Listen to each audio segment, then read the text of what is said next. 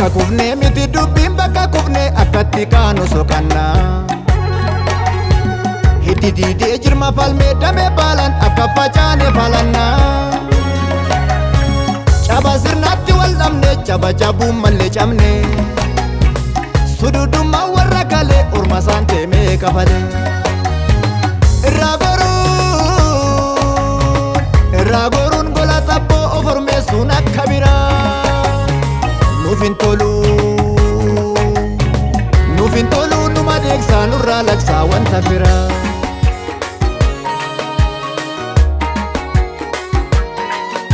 Turree keenya beeknaa bakka irraa dhufne humni seenaa saamee dirqiin irraa lufne. Turree keenya beeknaa bakka irraa dhufne humni seenaa saamee dirqiin irraa lufne. Jabaan akka barbaadu jilbaan dhaha fixeensa. Falii faloo mali mala.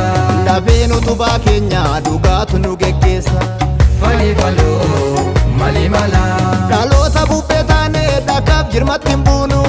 Falii faloo mali mala. Sobaaf galma ijaarree irbuu ofitti fuunu. Falii faloo mali mala. Adda biiftuu ganamaati nuti gurraacha Afrikaati. Adda biiftuu ganamaati nuti gurraacha Afrikaati. Adda biiftuu ganamaati nuti gurraacha Afrikaati. Adda biiftuu ganamaati nuti gurraacha Afrikaati.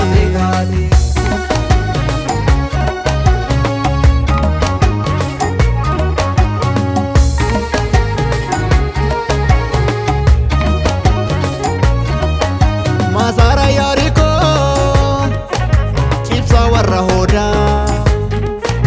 Hamiin seenaa faallaa kan ammeesse booda.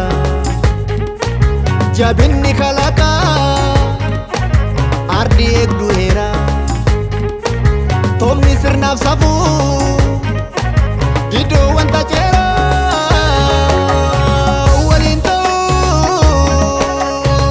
Waliin ta'uun akka sabaa nu ijaaraa fala qabaa. Waliin ta'uun akka sabaa nu ijaaraa fala qabaa.